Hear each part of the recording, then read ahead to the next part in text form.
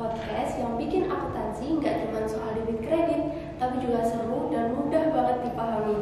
Dengan Karin di sini dan 3 narasumber kita yaitu Levina, Riva, dan Laila yang akan menemani kalian menjelaskan dunia akuntansi dengan cara yang santai tapi tetap berbobot. Nah, di episode kali ini kita akan mengulik salah satu bab yang sering banget nih bikin deg-degan, tapi juga menarik banget, yaitu ekuitas. Ya, ekuitas. Ekuitas ini tuh nggak cuma sekedar modal di neraca, tapi juga banyak banget cerita di baliknya. Mulai dari bentuk perusahaan, penerbitan saham, sampai bagaimana dividen dibagikan, semuanya kita akan bahas tuntas di sini. Mari kita bincang-bincang seru di dunia ekuitas. Oke teman-teman, kita sekarang ada di segmen pertama. Kali ini kita bersama narasumber kita yaitu Kak Levina. Dan di segmen pertama ini kita akan membahas mengenai bentuk perusahaan. Kak Levina, bisa nggak sih kayak dijelasin sedikit apa aja sih bentuk perusahaan yang umumnya ada gitu? Oke, baik. Tentu secara umum ada 3 bentuk utama perusahaan. Yang pertama perusahaan perseorangan, persekutuan, dan korporasi. Perusahaan perseorangan ini dimiliki oleh 1 orang, sementara persekutuan dimiliki oleh 2 orang atau lebih. Korporasi adalah bentuk perusahaan yang paling kompleks karena memiliki struktur kepemilikan melalui saham dan diatur oleh hukum korporasi.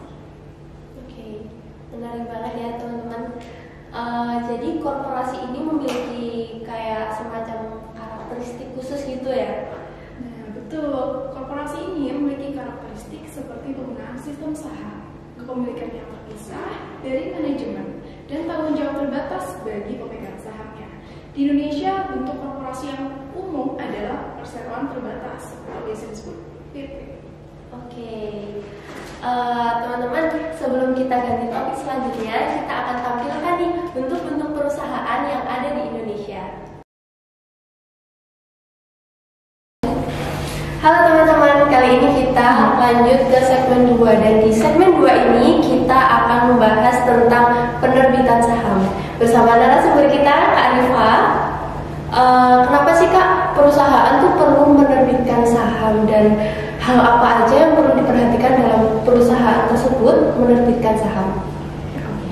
Penerbitan saham untuk perusahaan itu perlu ya, karena untuk mengumpulkan modal dan buat pendanaan perusahaan tersebut. Lalu ada beberapa jenis saham yang bisa diterbitkan seperti saham biasa dan saham preference. Saham biasa itu memberikan hak suara kepada pemegangnya. Hak suara ini kayak menentukan arah perusahaan seperti memilih dewan direksi atau menentukan strategi perusahaan. Lalu untuk saham preference itu biasanya memiliki hak istimewa dalam pembagian dividen. Nah, biasanya itu saham preference itu pembagiannya didahulukan daripada saham yang punya saham biasa. Oh gitu. Jadi saham tuh kayak ada jenisnya juga ya? Ya. Lalu gimana sih Kak? Aku tuh pernah dengar ya, ada tuh yang namanya saham tanpa nilai nominal tuh gimana Kak? Saham tanpa nilai nominal itu tidak memiliki nilai nominal yang tercetak ya, tetapi memiliki nilai tercatat. Nah, keuntungannya dari saham tanpa nominal ini itu untuk menghindari kewajiban kontingensi dan tetapi beberapa negara itu menerapkan pajak yang tinggi untuk saham jenis yang ini. Oke. Bisa nggak sih Kak kayak kasih contoh itu, kayak contoh soal atau jurnal yang terkait dengan saham tanpa nominal ini? Tentu.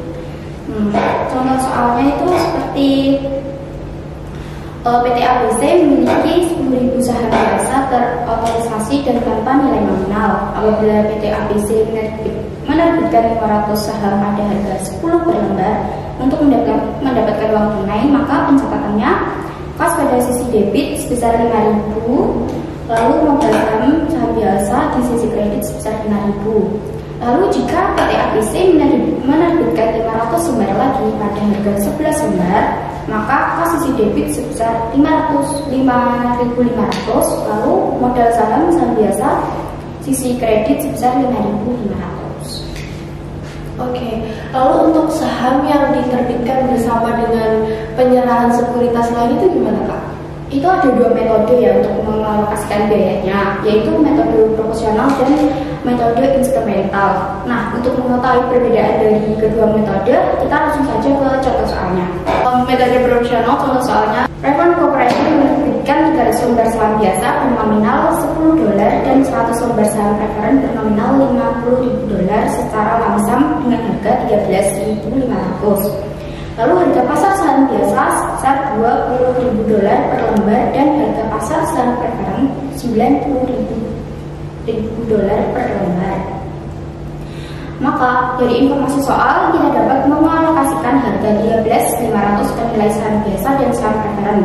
Karena kita menggunakan metode proporsional, pertama gunakan dulu harga pasar masing-masing sekuritas tadi, di mana harga pasar saham biasa 20 dan harga saham preferen 90. Kemudian kalikan dengan per lembar kedua saham tersebut. Total saham biasa 6.000 dan total saham preferen 9.000. Lalu jumlah tersebut diproporsionalkan lagi, yaitu dengan menjumlahkan total saham biasa dan saham preferen, hasilnya 15.000. Maka 6.000 per 15.000 adalah 40% dan 9.000 per 15.000 adalah 60%. Dengan demikian kita mendapat rasio atau proporsional dari kedua saham tersebut. Nah, angka pembanding 40% dan 60% ini yang digunakan untuk mengalokasikan harga 13.500 tadi. Itu kalikan dulu dengan pembanding masing-masing. Setelah itu setelah dikalikan, ketemu nilai saham biasa sebesar 5.400 dan nilai saham preferen 8.100. Lalu untuk metode instrumental, Raven Corporation menerbitkan 300 lembar saham biasa bernominal $10.000 dan 100 lembar saham preferen bernominal $50.000 secara lamsam dengan harga $13.500. Dari harga pasar saham biasa itu $20.000 per lembar dan harga pasar saham preferen tidak diketahui. Mungkin saja saham preferen tidak dijual belikan. Nah, ketika ada kasus seperti ini, di mana salah satu tidak memiliki harga, maka kita bisa menggunakan metode instrumental. Caranya kita hanya menghitung nilai saham biasa, sedangkan saham preferen tidak memiliki nilai atau 0. Fair market value 6.000 inilah yang menjadi hak bagi pemegang saham biasa. Nah, nilai 6.000 ini akan kita alokasikan ke saham biasa, sisinya dari harga langsam sebesar 7.500 yang dialokasikan sebagai nilai atau hak saham preferen. Nah, apabila ada saham yang diterbitkan dari transaksi non kas, itu aturannya gimana sih Kak? Jika atas penerimaan barang dan jasa ya atau apapun selain kas ini, perusahaan harus mencatat lembar saham yang diterbitkan sebesar nilai wajar atau jasa yang diterima. Dan apabila nilai wajar dari barang atau jasa tersebut tidak ditentukan secara tepat, maka menggunakan nilai wajar saham yang diterbitkan tersebut.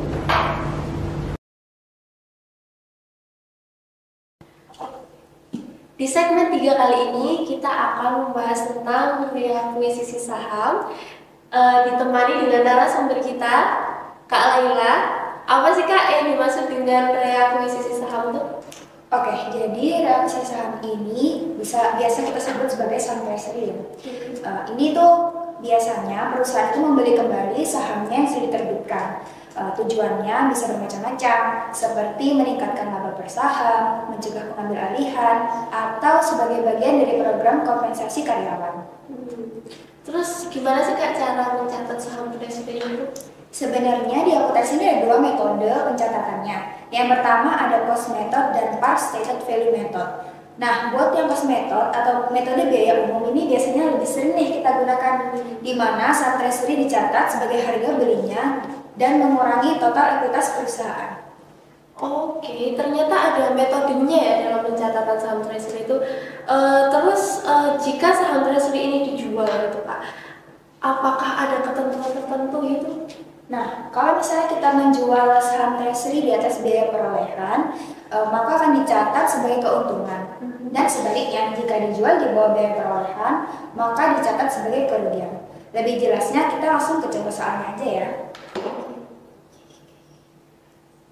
Nah, jadi di sini ada dua kasus. Yang pertama, penjualan di atas kos. Nah, pada tanggal 3 Mei, PT AUL membeli kembali 3.200 lembar saham biasa seharga 100 US dollar. Pada tanggal 22 Juli, PT AUL menjual 2.000 lembar saham seharga 120 US dollar per lembar. Nah, untuk mencatat transaksi tersebut, kita mencatat kas pada bagian debit sebesar 240.000 US dollar. Kemudian pada bagian kredit ada saham treasury sebesar 200.000 US dollar, juga agio saham treasury sebesar 40.000 US dollar. Nah, kasus yang kedua bila penjualan di bawah kos. Pada tanggal 30 Agustus, PT AUL menjual saham seharga 95 US dollar. Maka kita mencatat transaksi tersebut. Di debit ada kas sebesar 114.000 US dollar, kemudian ada agio saham treasury sebesar 6.000 US dollar. Kemudian pada bagian kredit ada 120.000 US dollar.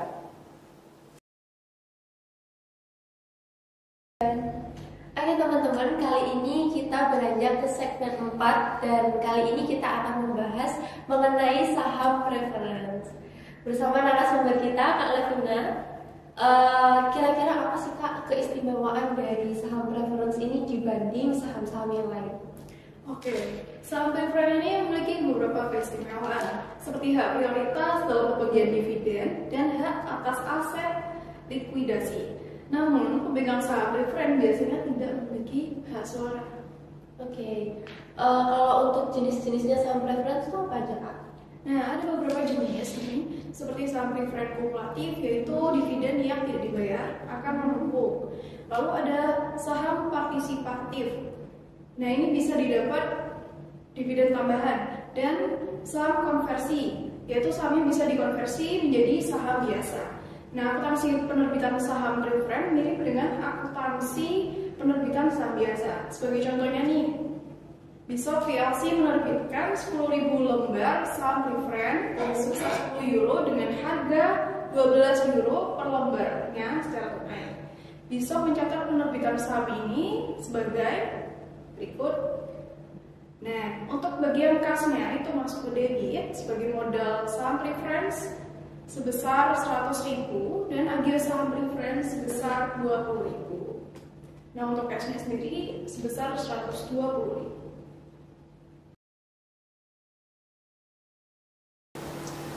Oke teman-teman, kita sekarang beranjak di segmen yang kelima. Di segmen kelima kali ini kita akan membahas tentang pelaporan saham preference. Bersama narasumber kita, Kak Rifa. Kalau boleh dijelaskan nih Kak, biasanya dalam hal pelaporan saham preference yang udah dijelaskan narasumber kita, Kak Levina tadi sebelumnya, itu terdapat laporan yang sesuai.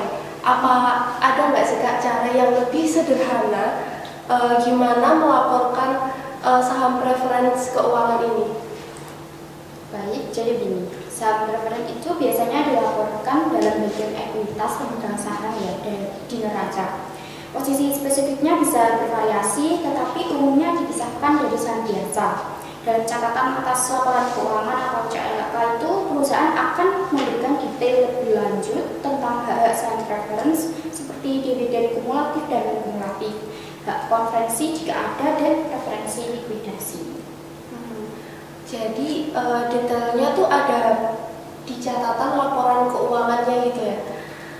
Terus gimana sih Kak, apa juga pentingnya investor memahami bagaimana saham preference ini dilaporkan? Penting ya, karena saham preference ini memiliki karakteristik yang unik. Investor perlu memahami hak-hak preferensial yang melekat padanya, misal dividen. Saham preference biasanya memberikan dividen tetap ya, yang dibayarkan sebelum dividen untuk saham biasa. Informasi ini penting untuk memprediksi potensi pendapatan dari investasi. Oke, sangat membantu sih Kak itu. Selain itu, ada nggak sih Kak kira-kira kayak tips-tips untuk memahami laporan keuangan yang melibatkan saham preference ini? Tentu ada tips-tipsnya. Itu yang pertama ya, periksa neraca, cari bagian ekuitas pemegang saham. Saham preference akan dicantumkan di sana. Periksa dari saham biasa, perhatikan nilai nominalnya. Lalu yang kedua, baca catatan atas laporan keuangan. Ini adalah kuncinya. Temukan catatan yang menjelaskan secara rinci karakteristik dalam preference yang diterbitkan perusahaan. Perhatikan hak dividen, hak konvensi atau hak likuidasi. Lalu yang ketiga, perhatikan dampak dividennya. Perhatikan bagaimana dividen saham preferen mempengaruhi laba yang tersedia bagi pemegang saham biasa dan dengan demikian laba bersaham. Lalu yang keempat, perhatikan rasio keuangannya. Perhatikan dampak keberadaan saham preferen dalam rasio keuangan seperti debt to equity ratio.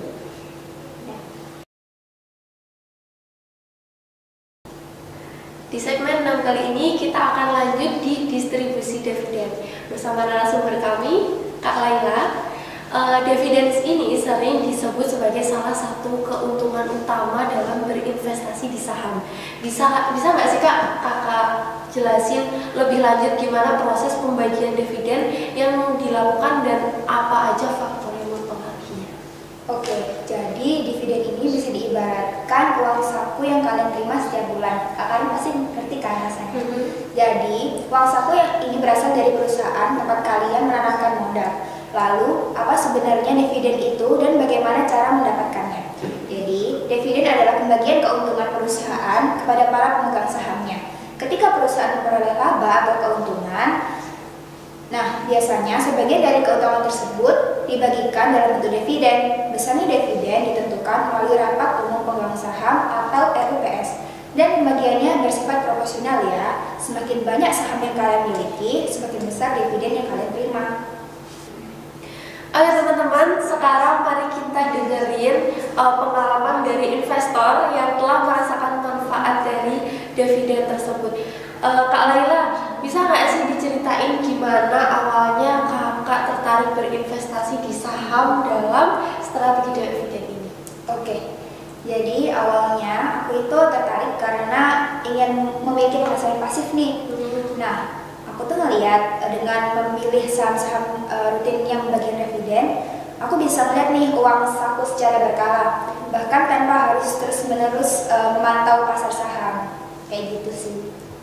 Menarik banget teman-teman. Jadi bisa nggak sih Kak diceritain dikit aja gimana pengalamannya nih Kak Laila bisa dapat dividen?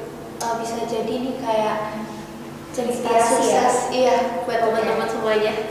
Jadi pertama kali dapat dividen itu seneng ya tentunya, karena pada saat itu aku berinvestasi di saham, sebut aja nama salah satunya misalnya Telkom gitu ya. Nah, dividen yang aku terima ini biasanya aku gunain untuk bayar tagihan bulanan. Terus seiring berjalannya waktu, dividen yang aku terima semakin besar nih karena saham yang aku punya semakin banyak. Karena itu aku terus kayak komitmen lah menambah investasi di saham-saham yang perusahaannya bagus nih dan stabil. Mereka mendapatkan laba yang lebih besar gitu. Jadi aku dapat dividennya juga lebih besar kayak gitu sih. Oh gitu, menarik banget teman-teman. Terima kasih Kak Laila atas pengalamannya yang sangat inspiratif. Jadi teman-teman, dividen ini tuh bisa jadi salah satu cara untuk mendapatkan penghasilan pasif dari investasi. Segmen 7, penyajian dan analisis ekuitas. Di segmen sebelumnya kita udah membahas tentang dividen. Nah sekarang saatnya kita fokus ke sisi neraca yang gak kalah penting, yaitu ekuitas. Gimana ekuitas ini disajikan dan dianalisis? Mari kita simak penjelasan dari narasumber kita, Kak Laila. Bisa nggak sih Kak dijelaskan gambaran apa yang dimaksud dengan ekuitas dalam laporan keuangan dan gimana sih ekuitas disajikan dalam neraca? Oke.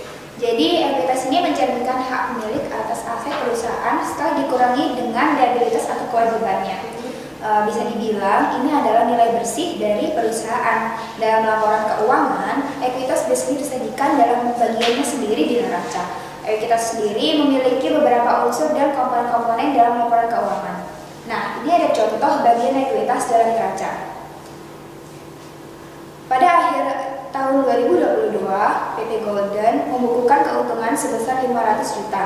Sebelumnya, PT Golden telah membagikan dividen senilai 150 juta pada pertengahan tahun. Pada bulan Oktober, PT Golden menerbitkan 150.000 lembar saham yang dijual dengan harga Rp700 per lembar. Diketahui nilai ekuitas pada akhir tahun 2021 adalah senilai 1,7 miliar. Berdasarkan ilustrasi tersebut, maka laporan perubahan ekuitas PT Golden adalah sebagai berikut.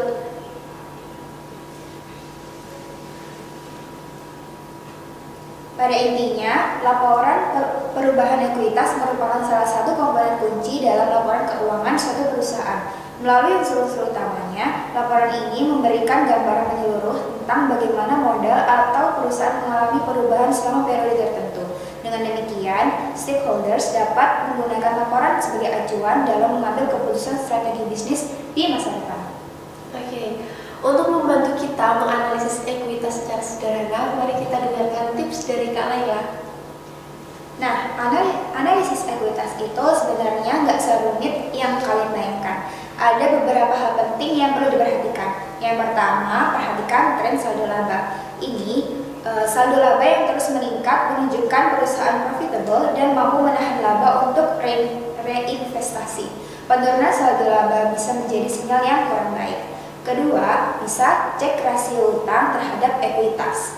Rasio ini mengukur seberapa besar sih perusahaan mengandalkan utang dibanding dengan modal sendiri. Nah, rasio yang terlalu tinggi bisa mengindikasikan risiko keuangan yang lebih besar. Formulanya sederhana, jadi total utang dibagi dengan total ekuitas. Yang ketiga, ada perubahan modal saham. Amati apabila penerbitan saham baru bisa mendilusi kepemilikan saham yang sudah ada, meskipun bisa juga digunakan untuk ekspansi bisnis. Yang keempat, ada kebijakan dividen. Perhatikan apabila perusahaan rutin membagikan dividen yang stabil atau meningkat bisa menjadi indikasi kesehatan keuangan perusahaan. Oke, terima kasih banyak kepada Kak Laila atas penjelasan yang sangat bermanfaat. Terima kasih kepada Kak Levina, Kak Rifa, Kak Laila atas penjelasan yang sangat informatif. Kita telah membahas banyak hal mulai dari bentuk perusahaan, penerbitan saham, reakuisisi saham, saham preferen, distribusi dividen, hingga penyajian dan analisis ekuitas. Semoga podcast BBC ini sangat bermanfaat bagi kita semua. Sampai jumpa di episode BBC berikutnya. Dadah!